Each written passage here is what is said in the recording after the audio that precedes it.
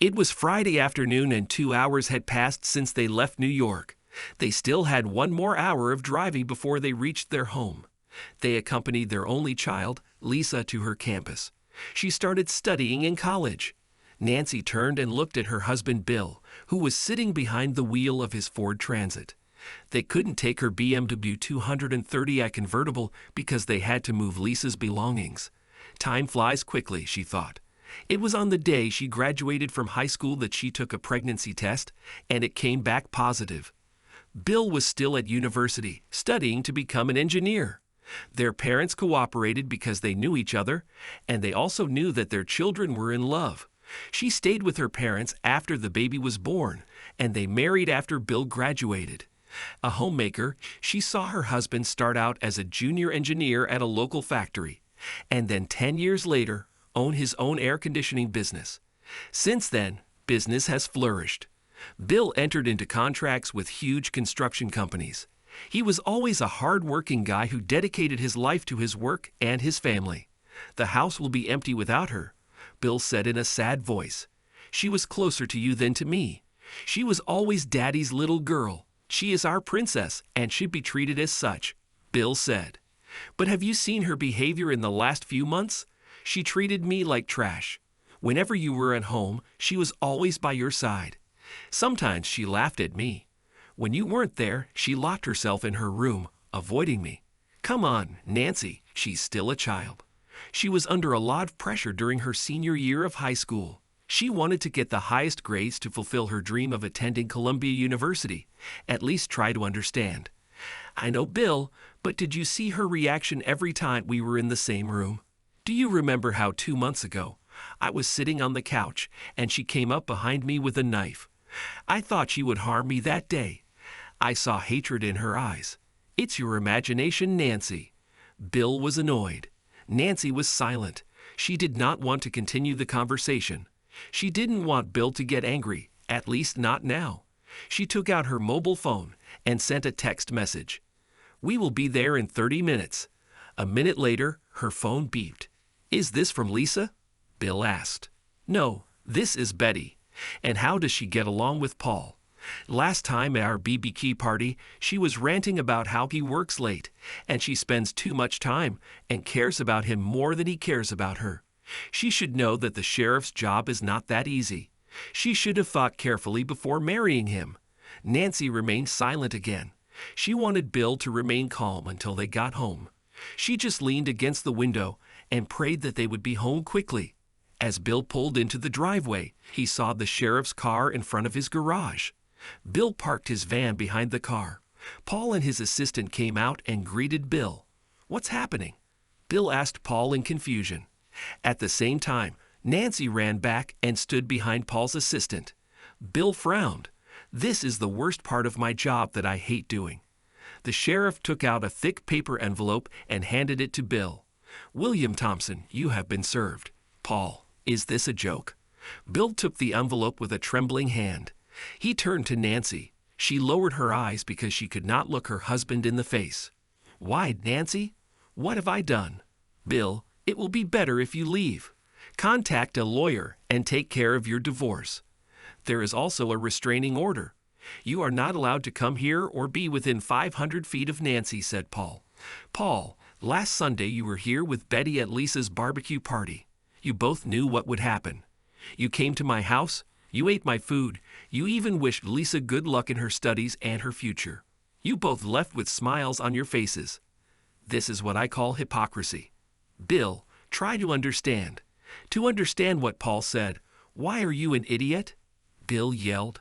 "And you, bitch, stuck a knife in my back." He turned to Nancy with angry eyes. "If you didn't love or want me anymore, you should have told me. I would divorce you amicably.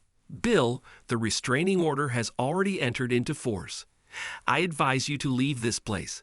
Paul tried to remain calm. Bill walked to his van and tossed the envelope onto the passenger seat, then slammed the door and walked over to Paul. "I need my personal belongings. I hope you are not such an asshole that you will refuse me to enter my house and take some of my personal belongings." He took out the house key and headed to the front door. "Your key won't work." House key and headed to the front door. Your key won't work."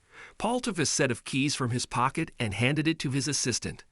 "I see that you took care of everything, or is it Betty? She was supposed to be here today with the mechanic while we were gone. Am I right?" Paul didn't answer. He simply nodded to his assistant. The latter escorted Bill into the house and remained next to him while he filled 2 suitcases. "Don't worry," Paul told Nancy. "My guys will be patrolling here regularly.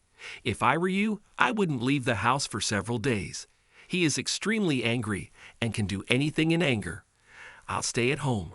I'll call a friend to come and spend the weekend at the house," Nancy answered. "Yes, friend," Paul muttered. Bill came out with the suitcases and put them in the back of the van. The assistant handed Nancy a set of keys. Bill took the envelope, took out the divorce document, and began to read it. "Bill, you've packed your things and it's time for you to leave," Paul ordered. "Wait, this bitch wants 50% of my business, 50% of all our savings. She wants a house and her own car, plus monthly child support.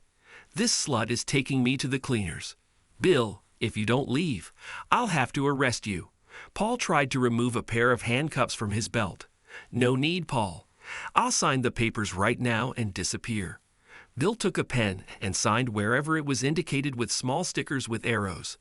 "Could you please certify the document and give me my copy?" Nancy, Paul, and his assistant stood in shock. They would never have believed that Bill would accept these terms. Nancy smiled and thought how lucky she was. She got everything she wanted and was free from her husband and daughter. Paul signed the papers as a witness and handed Bill a copy. Bill headed to his van. "Who is he? How long have you been cheating on me with him?" Bill attacked Nancy. "Go inside and lock the door behind you," Paul told Nancy, and headed towards Bill's van. The assistant escorted her inside. "Don't do anything stupid. Think about Lisa. I already did something stupid when I married that bitch." Bill shouted and started the engine. "She chose to divorce me because she knew that I would never agree to an open marriage." "How are you?" "What? What is an open marriage?" asked a stunned Paul. "Don't try to hide it, Paul. Everyone knows this." "What are you talking about?" Paul almost screamed. "Look, Paul, we all know that when you work at night, your brother Tom warms your bed, which of course, completely by chance, is your wife. You're turning me against my brother. Shit, your wife is cheating on you. Considering that you scum betrayed me, I don't apologize for bringing you bad news. Well, I see you're already used to dealing with whores, so even though you're the sheriff, you can't tell when someone is lying. Go home and ask Betty. Then you will know." "Bye," cuckold. Bill turned around and left his former property as he was told. Once alone, Nancy poured herself a glass of wine and stood in front of Pagnol's masterpiece, the railway station. The painting was worth 100,000 or more. He left his loss here, she thought with an evil smile. She picked up the phone and pressed the speed dial button. "Come on, Jason, pick up the phone," Nancy shouted into her phone after the connection failed. Then she hung up the phone thoughtfully. "He should have come right here after work," she told herself. She sat down and took a sip of wine. She remembered how they first met. It was a year ago. She was in a department store when they ran into each other. He was in charge of the shoe section. He was in his early 20s and had a perfect body. She melted on the spot. They exchanged phone numbers. The next day she called him and invited him to her home. He came during lunch break and fucked her like a stallion.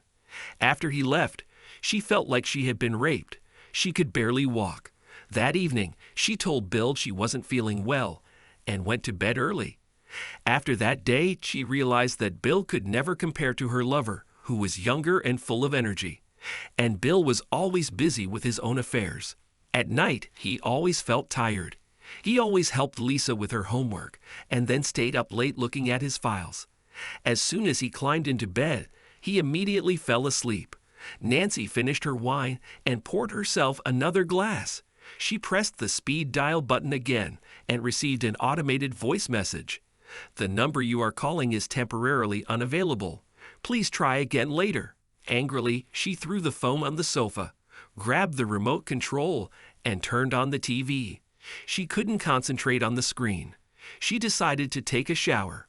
It was a week ago when she was taking a shower with Jason. and he took her to the spot where she was sitting. This was something she had always denied her husband, and Jason made it clear her ass belonged to him and him alone.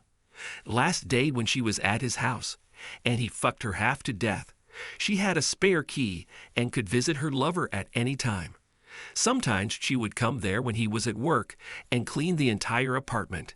She bought him clothes, shoes, cologne, and gave him an expensive watch for his birthday. She gave him a decent amount of pocket money from time to time. Sometimes she let him drive her BMW. God, I need him now. I'm so fucking horny, Nancy said to herself. She tried to remember the last time she had sex with Bill. She couldn't remember. Has it been 3 months or 6 or maybe more? She didn't care. She had her young lover, a real man, who could satisfy her. Now they will be together. They do not need to be afraid of anyone.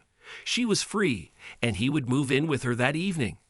After her shower, she came into the living room, grabbed her cell phone and shouted, "Where are you, Jason?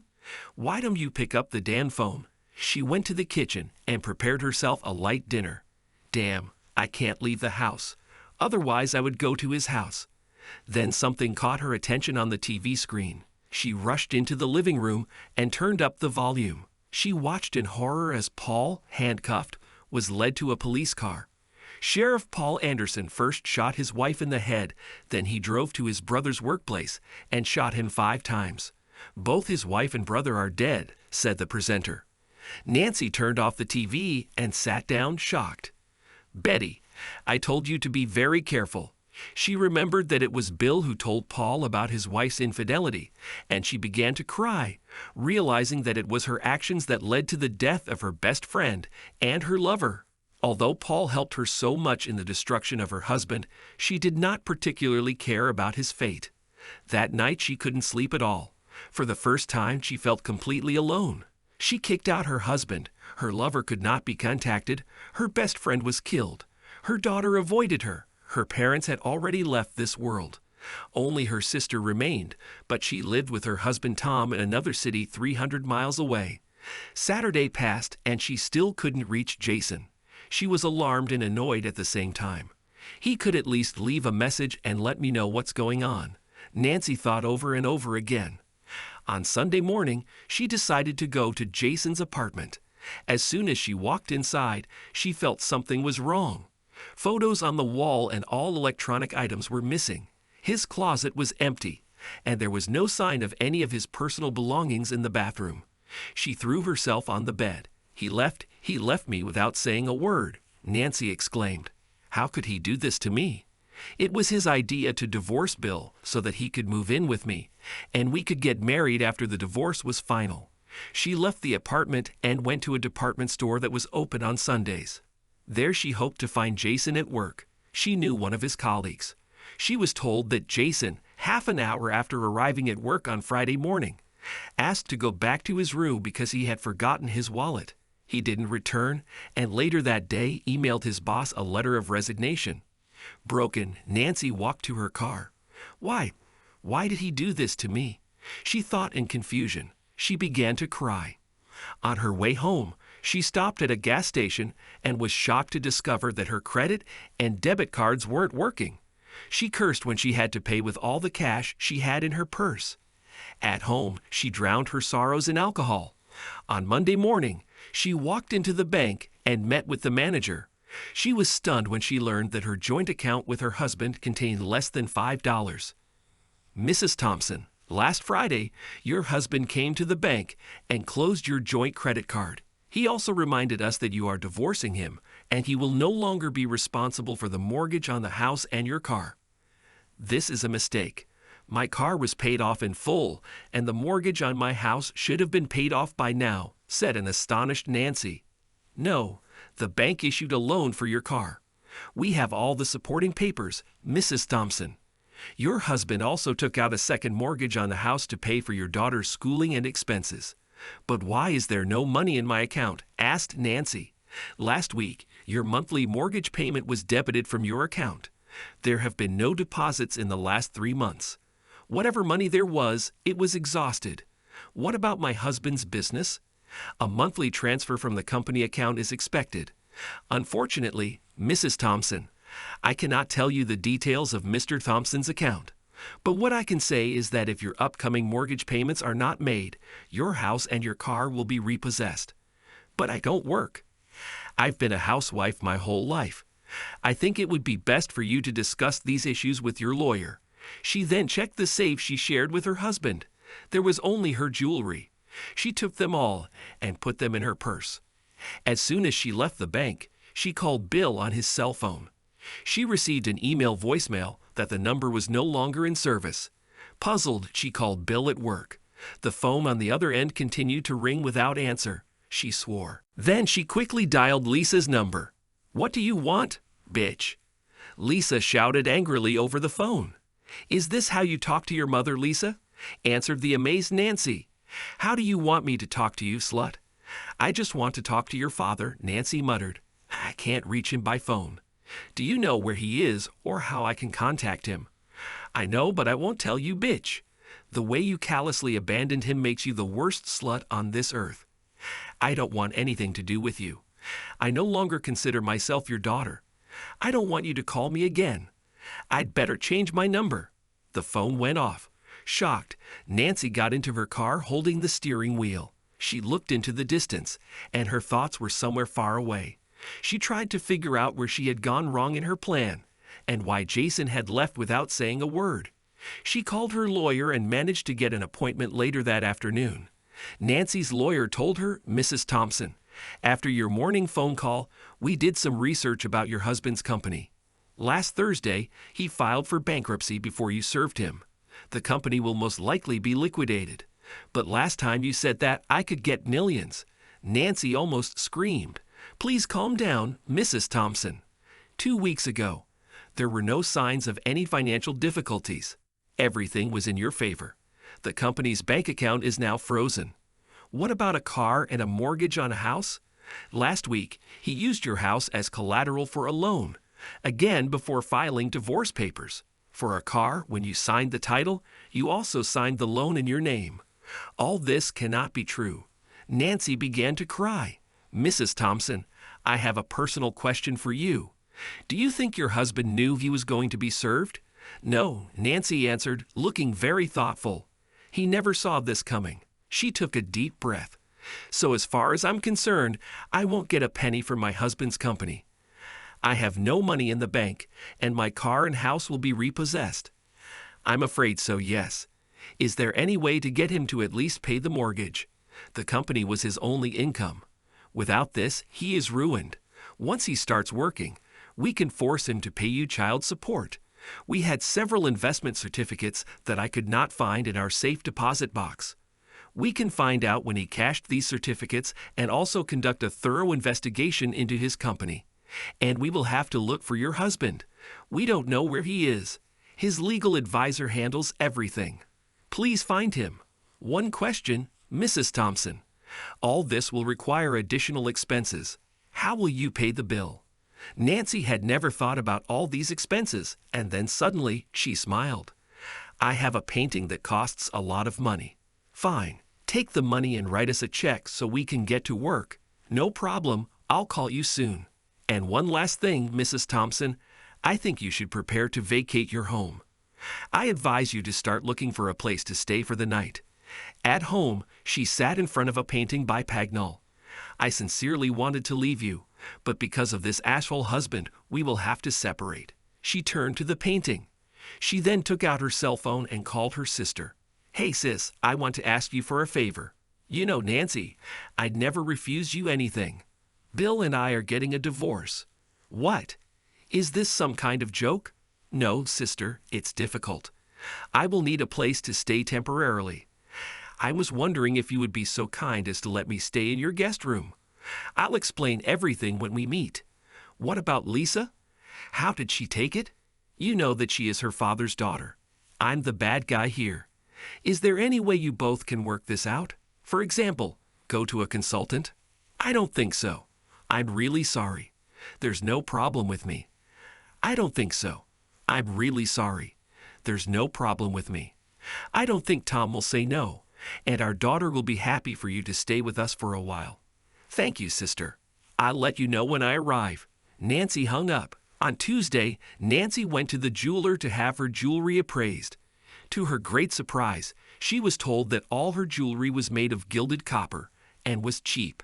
She cursed Bill for giving her fake gifts. She then rushed to a fine art gallery where she met an appraiser. "I would like to know how much my Pagnell train station costs," asked Nancy. The man took the painting and carefully examined every square inch. "Railway station is Pagnell's best work. He managed to put all the emotions into one work. There is an arrival, a departure, happiness, and sadness glued together." He carefully placed the painting on the easel and directed the lamplight onto it. He took a magnifying glass and began to examine. After a couple of minutes, he started laughing. "Is there something wrong?" asked Nancy, puzzled. "Wait, I'll show you something." The man brought his laptop, placed it on the table next to his easel, and opened a website. He pressed a few keys, and an image of this painting appeared on the screen. He zoomed in on the bottom left corner. You see here on the platform, there is a man and a little girl watching a woman walking towards the train, her back to them. The man looks very sad and the girl is crying. "I see it. So what?" Nancy was a little confused. "Now look at the same scene in your painting." The man handed Nancy a magnifying glass. Nancy took a quick glance at the lower left corner and nearly fainted. "In your painting, both the man and the little girl are laughing and showing the middle finger to the woman as if they are mocking her. So this is it. It's fake," muttered Nancy. "Yes, I'm very sorry, but good." "My God," Nancy pulled out a chair and sat down hopelessly. "I can offer you $200. I just want to hang it up so my friends and clients can have a good laugh." "My God," Nancy pulled out a chair and sat down hopelessly. "I can offer you $200. I just want to hang it up so my friends and clients can have a good laugh." Nancy made the deal and left like a broken woman. Her phone rang, and she found out her sister's number. "Hi, little sister," Nancy said, trying to hide her grief. "Don't call me sis, you bitch," her sister's angry voice shouted at her. "What? Why?" Tom received an email from an unknown person, also sent to all our relatives and mutual friends. There is a link to an adult website. There are tons of videos of you having sex with your boyfriend, all dated from last year to last week. How could you, Nancy? You've had sex with some asshole in your marital bed, and some of the scenes take place in a 2-cent hotel room. Her sister's voice screamed. "I need to explain." "You don't need to explain anything to me. You're disgusting. Tom doesn't want you around his family. He said that you will defile me and my daughter. Our doors are closed to you. Go to your lover, slut." The phone went off. My God, he knew. He knew from the very beginning.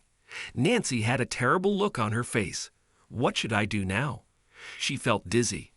Everyone knows. The whole city knows. I have to leave here. Run away. Run away. 5 years later, Bill was sitting in the front row at church. He thought about the phone call he received that morning. He didn't tell anyone about this. How could he do this on such a significant day? He had just walked Lisa down the aisle.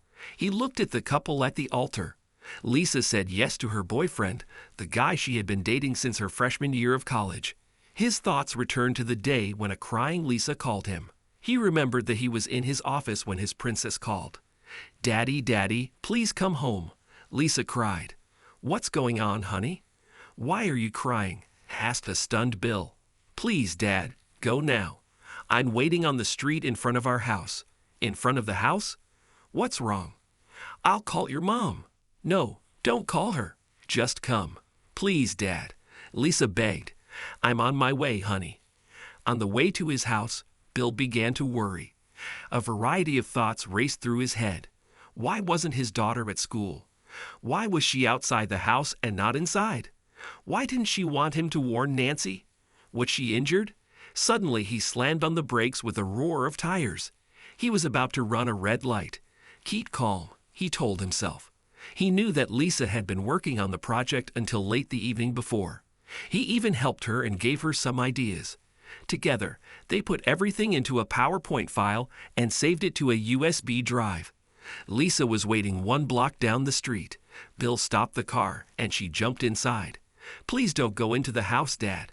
Okay, Lisa, tell me, what's going on? Bill turned off the engine.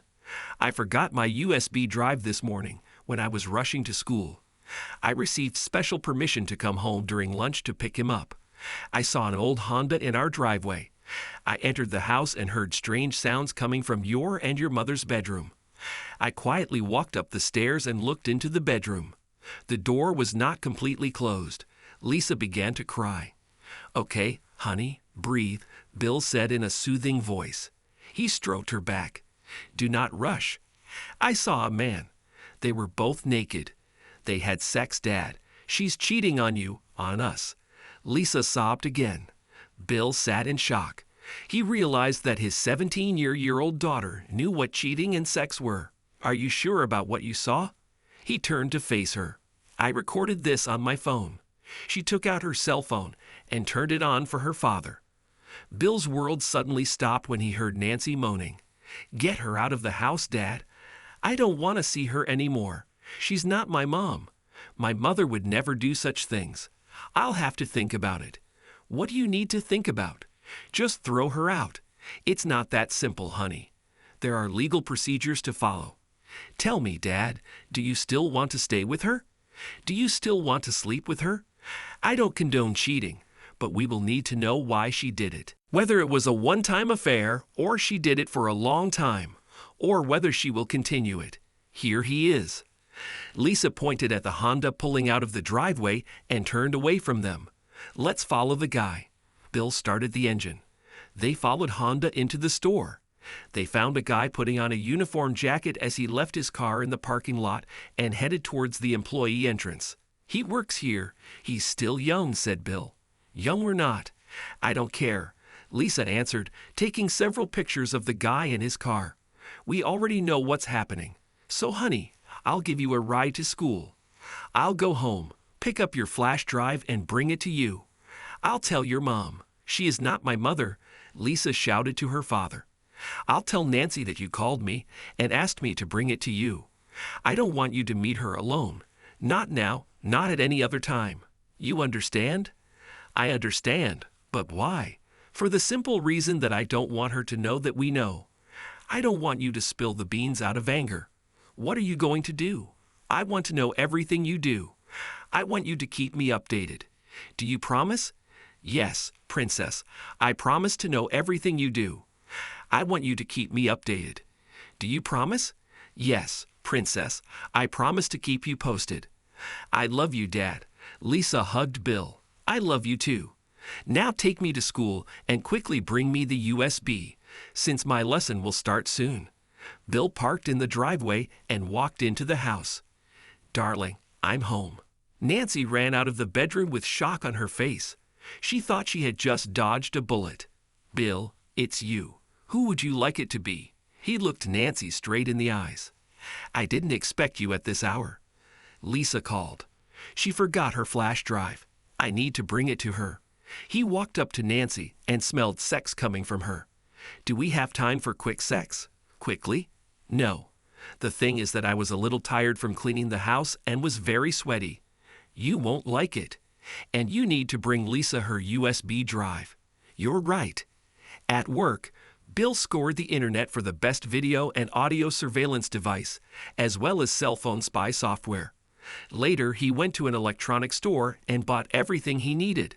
He made one main decision. From this day forward, he will never touch his wife. As promised, he will share everything with Lisa. Over the next 3 months, he learned a lot. He knew everything about Nancy's lover, Jason White.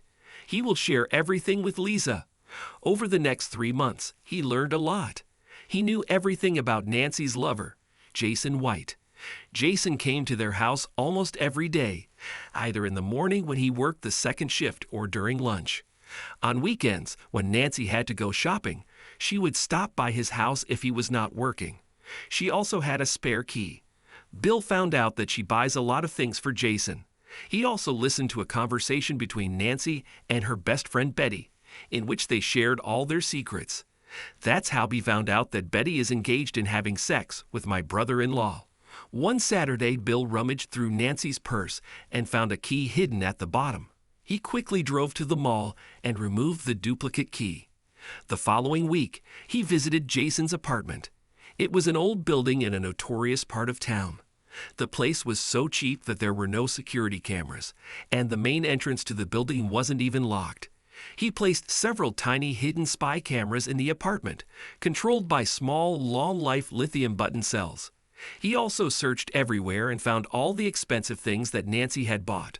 Bill began to develop a plan to get out of this relationship, both with maximum damage to both Nancy and her lover. He asked a jeweler to make copies of all of Nancy's jewelry, which were to be made of gilded copper. He then ordered a fake painting of Pagnell's railway station, painted by a professional with special instructions. He met a childhood friend, Steve, who was a corporate lawyer. When he explained his plan, the lawyer scheduled a meeting for a couple of days later. That day, Steve introduced him to his cousin Linda, who was an auditor and an expert in her field.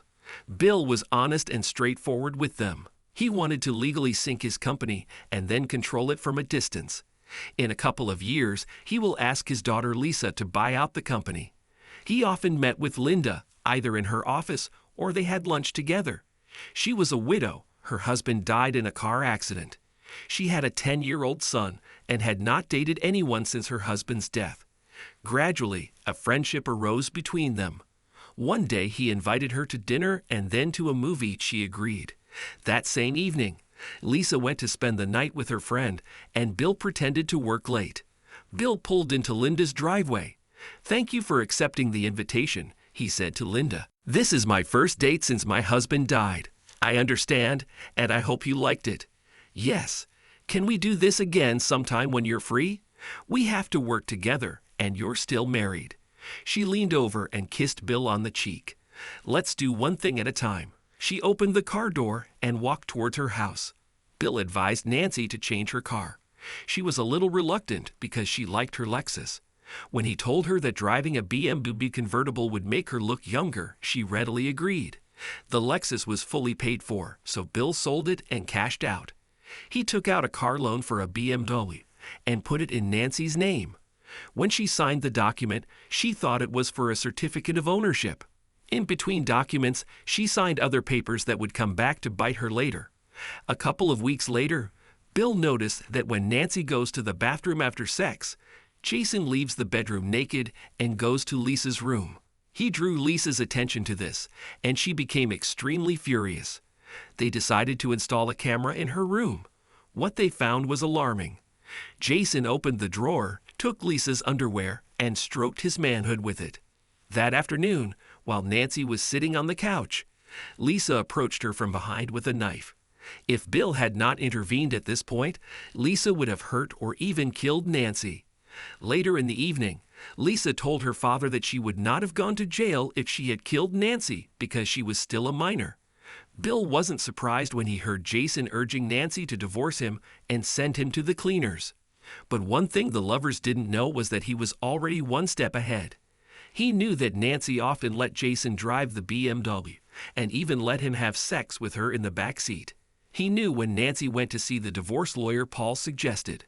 And he also knew that the lawyer had done some research into his company and all of his assets.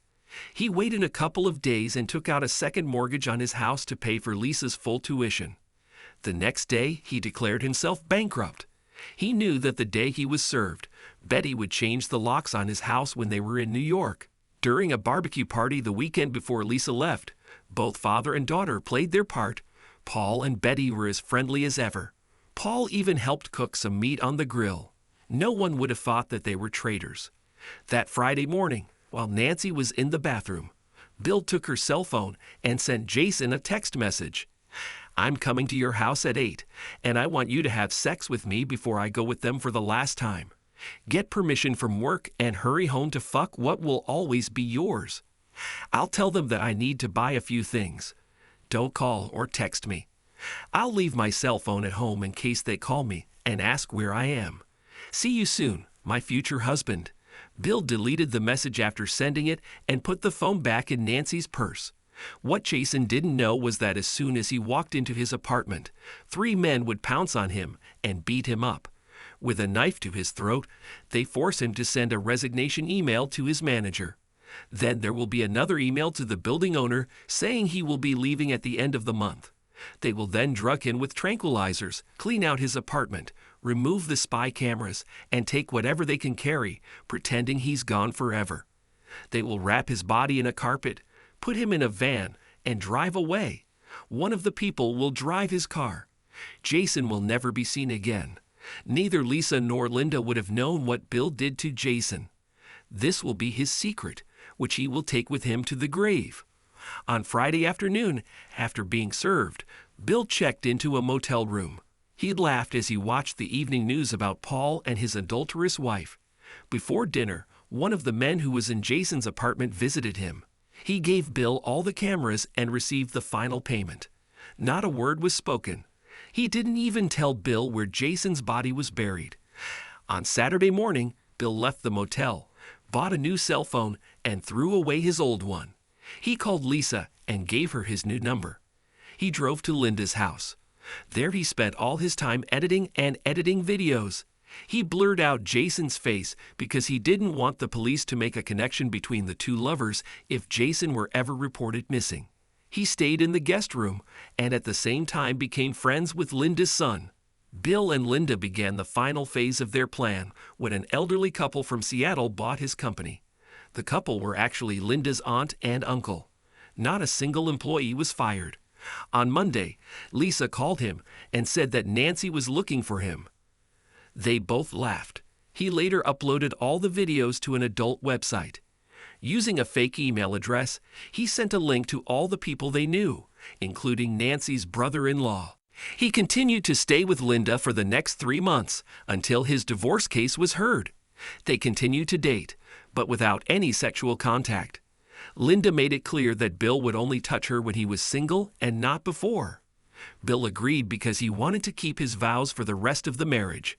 One of the advantages of staying with Linda was that if there was any investigation, Bill would say that he was penniless and couldn't afford to pay rent, and that his friend Linda was kind enough to let him take over her guest room until he was back on his feet. On the day of the hearing, Nancy was absent from court. Since Nancy's house and car had already been repossessed, and Bill was broke and unemployed, the judge granted the divorce without alimony or division of property. Nancy's lawyer did not object. Later in the corridor, they ran into each other. "You are a very smart man, Mr. Thompson," said the lawyer. "Really?" Bill frowned and walked away. "Dad, wake up." His daughter's voice brought him back to the present. "Yes, honey, what were you talking about? This is the dance of the father of the bride. Everyone is looking at us, but you don't move at all." "Sorry, princess, I was thinking about something else." Bill took his daughter's hand, turned her around, and they both began to move to the beat of the music. "Now I need to dance with your mother," Bill said to Lisa when the song ended. "And I promised my younger brother that he would be third on the list." Lisa smiled. Bill approached Linda and invited her to the dance floor. Later, Bill walked up to the bar and ordered whiskey. He sat down, and his thoughts went back to the phone call he had received that morning at home in his bedroom. "Good morning, Mr. Thompson. I am Dr. Henry D'Souza from Dallas, Texas. This concerns your wife." "What's wrong with my wife?" Bill asked, confused. "She's in the next room now. I mean Nancy Thompson." Bill hasn't heard that name in 5 years. He threw himself on the bed. "I'm listening, doctor. I am a psychologist, and I am treating my patient Nancy Thompson in her last days." "Her last days?" "Yes, Mr. Thompson. Do you have a few minutes to let me briefly explain the situation?" "Yes, go ahead," said a confused Bill. "Your wife, your ex-wife, told me about her life from the time she was a little girl until we met. She said that you were the only man she knew until she met a certain Jason, and she made a huge mistake, which she realized later. She mentioned the divorce she was planning and the consequences. She is sure that you knew about this affair and set her up, which she realized later. She mentioned the divorce she was planning and the consequences. She is sure that you knew about this affair and set her up.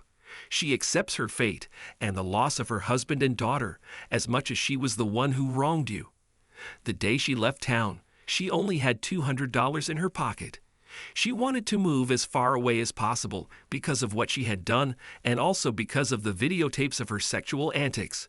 She took the first bus that left and made it to Texas.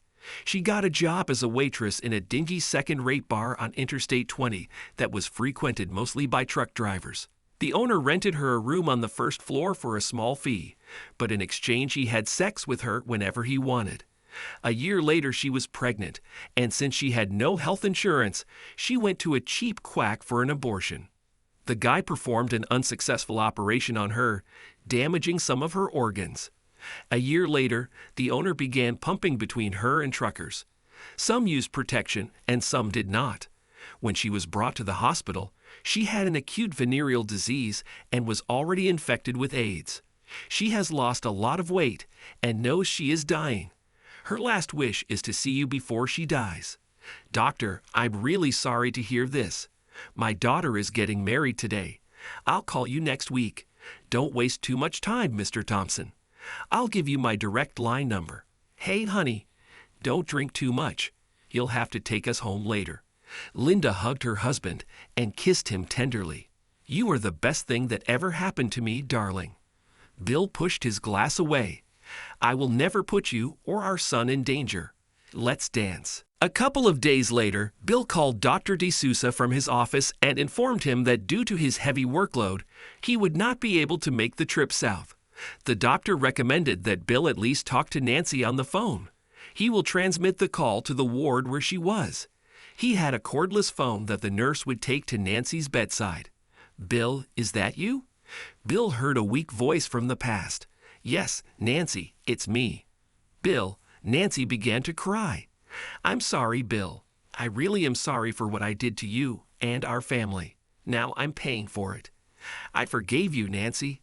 I continue to live my life, and I'm happy. Bill took a deep breath. I have to thank you. After my divorce, I married the most wonderful woman in the world, and we had a son.